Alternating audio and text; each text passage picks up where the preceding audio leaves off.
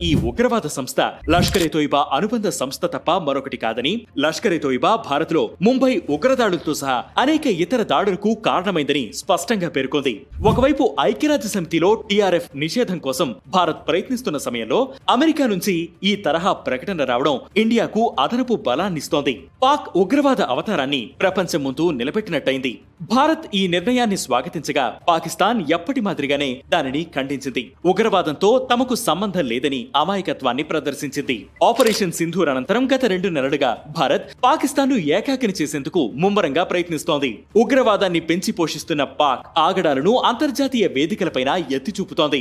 లష్కర్-ఎ-తోయిబా వివిధ పేర్లతో చలామణి అవుతూ ఉగ్రవాద చర్యలకు పాల్పడుతోందని చెబుతూ వస్తోంది. లష్కర్-ఎ-తోయిబా, జైషే అహ్మద్లపైన నిషేధం ఉండడంతో అవి టీఆర్ఎఫ్ పేరుతో ఆగడాలకు పాల్పడుతున్నాయని UN 1267 శాంక్షన్ల కమిటీకి కూడా భారత్ చెప్పింది. 2003 నుంచి టీఆర్ఎఫ్ అరాచకాలకు సంబంధించిన సమాచారాన్ని కూడా ఐక్యరాజ్య సమితితో పంచుకుంటూ వచ్చింది.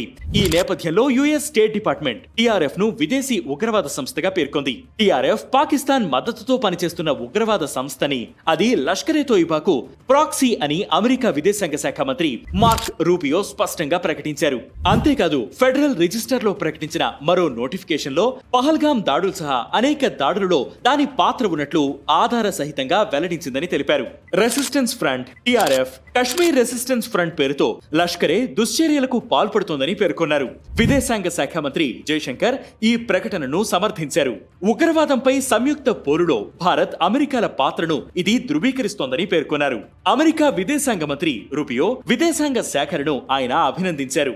పహల్గాంలో సహా అనేక ఉగ్రదాడులకు టీఆర్ఎఫ్ కారణమని, దానిని ఉగ్ర సంస్థగా అమెరికా ప్రకటించడం ముందడుగుగా విదేశాంగ శాఖ మరో ప్రకటన విడుదల చేసింది. అమెరికా ఆపరేషన్ సింధూర్ తర్వాత పాకిస్తాన్ వైపు